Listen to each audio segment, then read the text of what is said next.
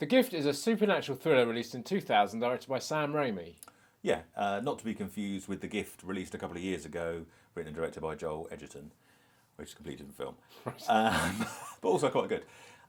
This Gift focuses on a character played by Cate Blanchett, who is a widowed mother of three. They live in Georgia. That's where it's set. Obviously, a small town in Georgia, in the deep south of America, and she gets by telling people's fortunes. Basically, she's the town fortune teller. And she has a pack of cards, not normal tarot cards. She uses like ESP cards with the wavy lines and the square and the circle and the cross, like Peter Venkman uses at the start of Ghostbusters.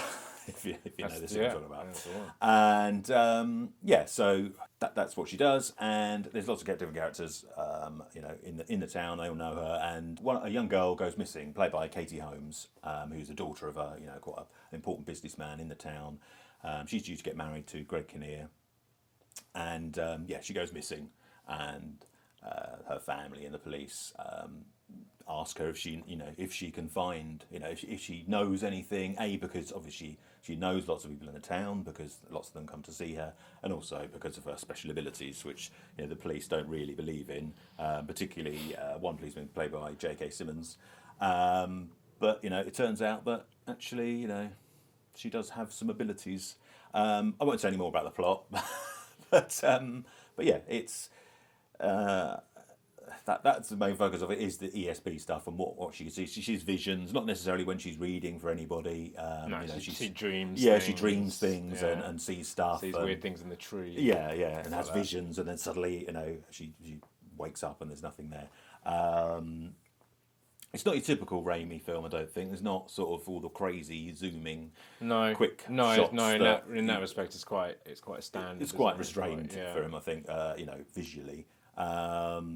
That's not to say it's not interesting to look at. And there's some subplots with other characters. You've got Keanu Reeves in there.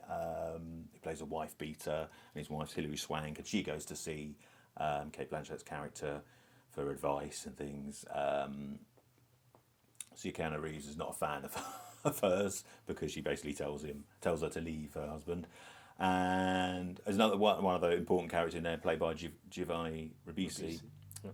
Who is a very troubled guy. Very troubled. Quite an intense performance from him, which is not unusual.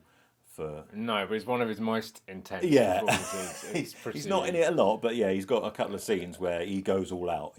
It's all there on the screen. He doesn't leave anything behind. It's a sight to behold. I think it's sort of a largely forgotten about Raimi film, to be honest. Yeah, I think so. I mean, if we run down, we don't have to, because people know who Raimi is. Obviously, Sam Raimi, Evil Dead. Mm-hmm.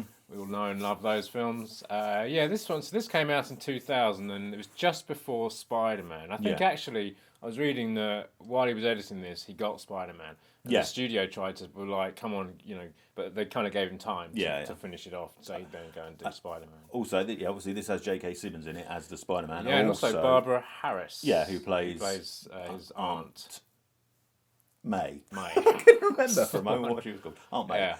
She plays the grandmother of Cate Blanchett, who is one of these visions she sees. Her grandmother's dead, but she sees her and has a little conversation with her in the garden. Yeah, because I looked at her, I was like, who is that? Oh, yes, that's right. Because she's a British actress. Oh, is she? Yeah, she was from Suffolk originally.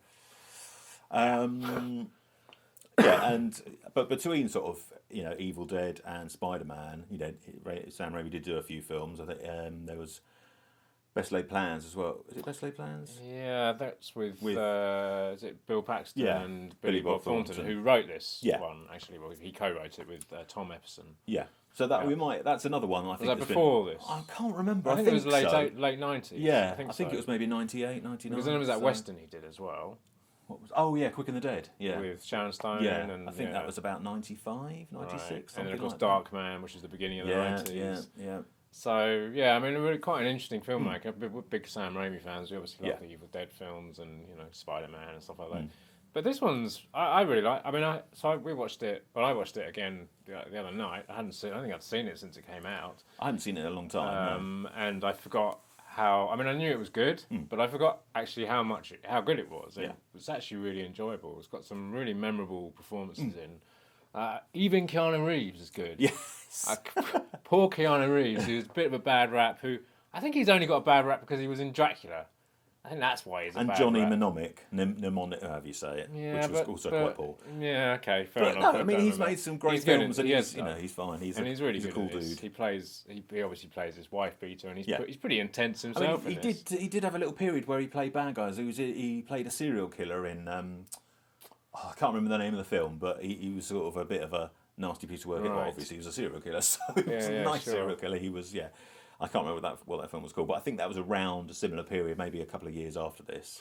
Right. So maybe he was trying to move away from sort of maybe persona. Well, I don't know. Matrix, was that 99? 99, that was, yeah. Okay, it was a big success for him. And obviously now he's got John Wick going on. I haven't seen them.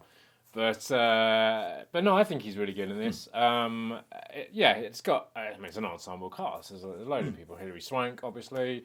I haven't seen a lot of her films. Girls, Boys Don't Cry. She's in, which is. I mean, I think she is a Southern actress.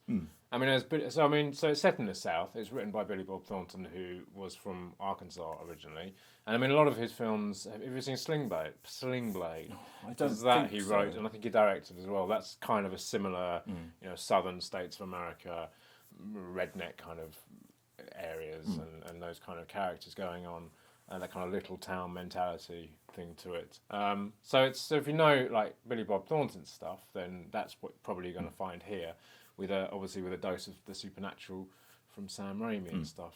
There were because there's quite a few threads going on in the film, and I have to say the overarching plot between Katie Holmes and Greg Kinnear I wasn't as into, because it's kind of like a standard thriller. Yeah, I mean, she plays this like promiscuous girl, who's just sleeping her way around the town basically, and he's sort of unaware of. Yeah, so that's kind of your standard. But the other stuff going on, I thought the whole bit with Keanu Reeves and Hilary Swank and Cate Blanchett is a great plot. The bit with Giovanni Ribisi is amazing, because I've always really liked him. I've never thought he's done enough. No. He does a lot of TV stuff. He was in Friends. Of course he was in Friends. And wasn't he in Saving Private Ryan? Yeah, he's that one who has the nasty moment on the field. Yeah. And quite a cool he's the medic, moment. isn't he? He's the medic. That's right. Yeah. I mean, I've always really enjoyed his performances. This one reminds me of the first time I kind of was aware of him was that episode of the X-Files that he's in with Jack Black, where he plays he's clairvoyant type. Yeah. ESP type person, but he's really intense in that one. And this one and that one are quite similar roles, I think. I mean, he is completely mental in this film. There's a very. So can you say that? Can you say that? Is it PC to say? It's not PC to say that. He's very intense. We'll go with the word intense. That's good. But there's a great moment between him and Keanu Reeves and a car. Yeah. Won't say anything more than that. No. But it's he's pretty full on in this film. No, it's a really good film. I think everyone's really good at it. Cate Blanchett is great in it. Yeah. She doesn't appear to age, even though this is like getting on for 20 years ago. No. She doesn't look any different now. She doesn't look not at all, no. Well, she's taken, all of that as well. She's Australian, isn't she? She is, yeah. I don't know much of Australian films. She's in Lord of the Rings, yeah. I think she's in The Aviator, wasn't she? So this must have been one of her first American roles? Well, when did Lord of the Rings start? That was early 2000s. Well, that's over in New Zealand, so that's only a trip across the sea for her. Well, yeah, true. No, I can't. Possibly. I don't know. Okay, doesn't matter. Doesn't matter. But she's really good. Yeah. One person we haven't mentioned who's also in it is Gary Cole. Who, from American Gothic. Yeah, and lots of other things. Most recently, on TV, he's in Veep. I don't know if you ever watched that. It's like the American version of The Thick of It. Written by Armando Iannucci. Oh, really? Yeah, it's absolutely hilarious. Is it? Brilliant, absolutely brilliant. I love it. It's great. Yeah, and Gary Cole is great in it. So definitely worth checking out if you like Gary Cole and comedy and The Thick of It. Right, I shall check that out. Check it out, it's definitely. really good. Only half-hour episodes. Well, that sounds bite-sized ones. Yeah. But no, it's good. So... Great. Well, yeah, no, it is. It's a good little supernatural thriller. And if you like Sam Raimi and you haven't seen it, because it's a little bit unknown, then go and seek it out, which you can do. Yeah. We actually both have it on DVD, but we don't have it with us. Got it. Because I can't find it anywhere. I forgot. I can't even find my Evil Dead DVDs, so I don't know what's going on. Crazy. But you can get it. Can you get it on Blu-ray? I could only find it like in Germany and a couple of other European countries, so it's not really had a wide release. Certainly nothing in the States that I can find, and not in the UK either. So yeah, again, it's sort of been a bit forgotten about. Right. I think it would be nice if it was picked up and given some extras. The DVD's only got a couple of short features on it, some behind the scenes interviews, not a huge amount, and just trailers and radio spots and things like that. That who cares about those, to be honest. So it could do with a nice special edition. I mean. Drag Me to Hell. After Evil Dead and Spider-Man, I think that's the next thing that most people know Raimi for is that. Even that's quite a few years old now. Yeah, isn't? Oh, he did the Oz one, didn't he? Was it like the sequel to the Wizard of Oz? Oh yeah, he did. Yeah. There's a couple he's got. Oz the Great and Powerful, wasn't it? That's right. Yeah, and there's a couple in production at the moment. I think there's a World War III. Was it one of them? Oh right. Kind of about how the world will look in the 21st century, later in the 21st century, after we've had World War III. Right. Yes.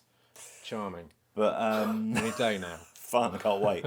Yes. But yeah, Drag Me to Hell's recently had a nice special edition from Scream Factory, which is nice for it, but it was never really, it's not a particularly old film, so it didn't really need cleaning up. The old disc had loads of extras on it, so I never saw it.